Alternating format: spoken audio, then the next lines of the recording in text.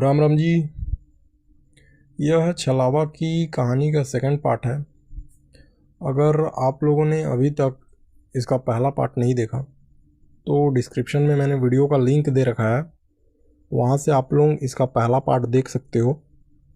लेकिन भी मैं आप लोगों को थोड़ा कहानी समझा देता हूँ। रामविलास जो कि काफ़ी गरीबी का सामना कर रहा था, वह खेतों में मजदूरी किया करता था और अपनी आर्थिक परिस्थितियों को और अपनी गरीबी को दूर करने के लिए गांव में एक सरकारी गोदाम में रात को चौकीदार का काम कर रहा था। इस दौरान इन्होंने बहुत कुछ का सामना किया था। तो चलिए जानते हैं इनके साथ आगे क्या क्या हुआ। लेकिन कहानी में आगे बढ़ने से पहले अगर आप लोगों ने अभी तक इस चैनल को सब्सक्राइब नहीं किया है तो प्लीज़ सब्सक्राइब कर लीजिएगा गाइस, और बेल आइकन को ऑल वाले नोटिफिकेशन में प्रेस कर दीजिएगा, जिससे होगा ये कि हमारी हर नई वीडियोस आप लोगों के पास सबसे पहले पहुंचेगी। और वीडियो में एक लाइक ज़रूर से कर देना। तो चलिए कहानी में आगे बढ़ते हैं। उसी रात 2 बजे करीब उसे किसी के कदमों की आहट सुनाई देने लगी। इस बार यह आहट गोदाम के अंदर से आ रही थी, वह भी काफ़ी तेज, जैसे कोई इधर उधर दौड़ रहा हो। यह आवाज़ सुनकर रामविलास को डर लग रहा था, लेकिन वह तांत्रिक बाबा की बात को याद करते हुए उस आवाज़ की ओर नहीं गया और गोदाम के बाहर वाले चबूतरे पर ही बैठा रहा। तभी मुश्किल से कुछ ही देर बीते होंगे, रामविलास के कानों में फिर से फुसफुसाहट हुई, जैसे किसी ने कहा हो उसकी कानों में फुसफुसाकर, तू मेरा है। रामविलास ने उस रात को भी जैसे तैसे काट तो लिया, लेकिन जैसे ही वह सुबह अपने घर पहुँचे तो उसकी हालत काफ़ी ख़राब हो चुकी थी। आंखें बंद करते हुए ही उसे वही भयानक चेहरा दिखाई देने लगता। वह ठीक से सो भी नहीं पा रहा था। रामविलास के चेहरे पर डर को साफ देखा जा सकता था। कई बार तो गांव वाले उससे पूछते भी कि रामविलास, तेरा चेहरा पीला क्यों पड़ रहा है, तू ठीक तो है ना? लेकिन रामविलास गांव के लोगों को हंसकर टाल देता, क्योंकि उसे डर था कि अगर मैं इन सब को हो रही घटनाओं को गांव वालों को बताऊंगा और ये जाकर पंचायत में बोल देंगे तो मेरी चौकीदार की नौकरी छिन जाएगी। यह सोचकर वह किसी को यह बात नहीं बता रहा था। रामविलास 3 दिन बाद फिर तांत्रिक के पास गया तो वह बाबा ने उसे बैठाकर पूछा, अब तुम ठीक तो हो ना?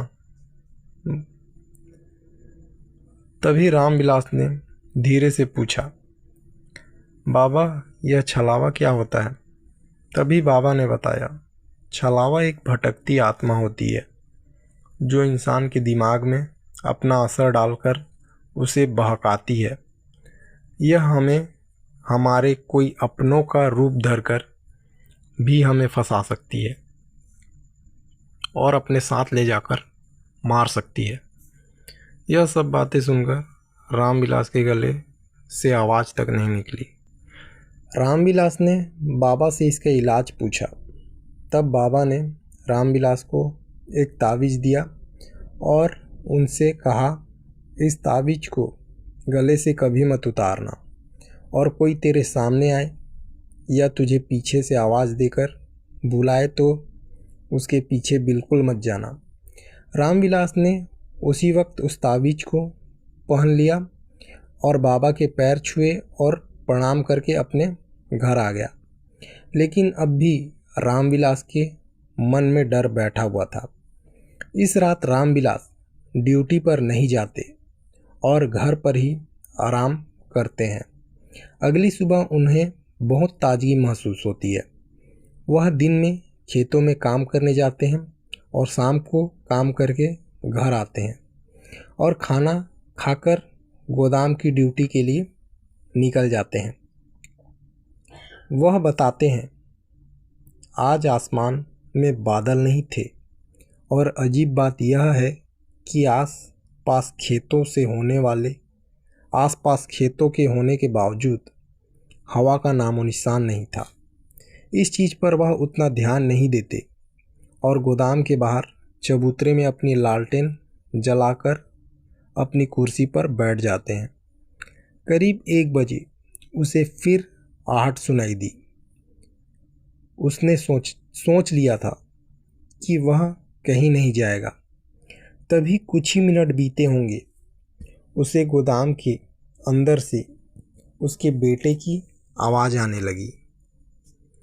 बाबा, मैं हूँ, दरवाज़ा खोलो। बाबा। रामविलास का दिल डर से ज़ोर ज़ोर से धड़कने लगा। उसका बेटा तो गांव में है ही नहीं, वह तो मीलों दूर अपने मामा घर में रहता है। तो दरवाजे के पीछे कौन था? आवाज़ आई दोबारा फिर से,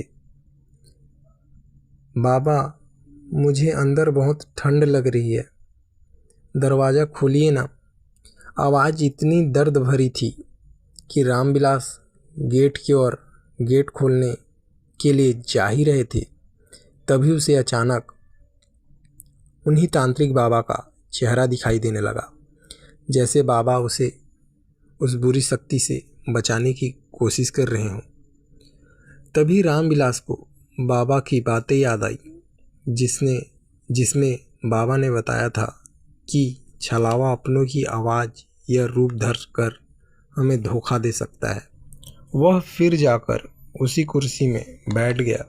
तभी गोदाम का गेट अपने आप ही खुलने लगा और उस दरवाजे से उसका बेटा बाहर निकला। बिल्कुल उसका बेटा की तरह वह रोते हुए निकला और बोला, बाबा, आप दरवाज़ा क्यों नहीं खोल रहे थे? यह सुनते ही रामविलास को यकीन हो गया कि यह मेरा बेटा ही है। और जैसे ही रामविलास फिर से उसकी ओर एक कदम आगे बढ़ाए ही थे कि ताबीज गर्म हो गई, जैसे मानो किसी जलती चीज़ को उसने अपनी छाती से लगाया है। वह फिर जान गए कि यह छलावा है और उन्होंने अपनी आंखें बंद कर ली और कुर्सी में बैठकर ताबीज को कसकर पकड़ लिया।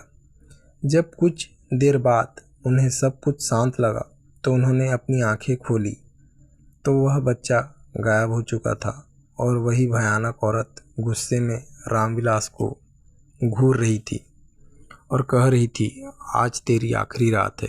यह सुनकर रामविलास कुर्सी से उठ खड़ा हुआ और पीछे की ओर हटने लगा। पीछे हटते समय वह कुर्सी से टकराया और ज़मीन पर गिर पड़ा और लालटेन भी बुझ गई। इससे चारों ओर अंधेरा सा छा गया। रामविलास अपनी जगह से हिल भी नहीं पा रहा था। उसकी सांसें रुक गई थी, जैसे कोई उसका गला दबाया हो। तभी उसे बाबा की आवाज़ सुनाई दी, रामविलास, ताबीज को ज़ोर से पकड़ और हिम्मत रख। तभी रामविलास ताबीज को ज़ोर से पकड़ते हैं और हनुमान भगवान का जाप करते हैं। तभी तांत्रिक बाबा वहाँ मसाल लेकर पहुँचते हैं। तब तक वह छलावा गायब हो चुका था। रामविलास तुरंत ही बाबा की पैरों पर गिरकर रोने लगते हैं और बोलते हैं, मैं यहाँ और काम नहीं करूँगा। तब बाबा उसे बताते हैं कि बेटा, यह छलावा तेरे साथ जुड़ चुका है। अगर तू यहाँ काम नहीं भी करेगा, तू इस गांव से भी दूर चला जाएगा तो भी वह छलावा तेरा पीछा नहीं छोड़ेगी। और बाबा उसे बोलते हैं, तू कल रात यहाँ फिर से आ, मैं यहीं उसका समाधान करूँगा। यह कहकर तांत्रिक बाबा चले जाते हैं और जैसे तैसे रामविलास रात काटकर सुबह अपने घर वापस चले आते हैं। रामविलास समझ चुके थे कि यह रात उनकी इम्तिहान की रात है। रामविलास के मन में पूरे दिन यही बात चल रही थी कि क्या होगा, तभी तांत्रिक बाबा उनके घर में आते हैं और उसे सारी बात बताते हैं कि क्या करना है। रामविलास ने बाबा के हर बात को मन में बिठा लिया। रामविलास रात होते ही फिर से गोदाम की ओर बढ़ा। गोदाम पहुंचकर उसने देखा सब कुछ शांत है, ना झिंगोरों की आवाज़, ना कुत्तों की भौंकने की आवाज़, मानो पूरा माहौल शांत हो चुका था। वह बताते हैं रात 12 बजे फिर से गोदाम का दरवाज़ा अपने आप ही खुलने लगा।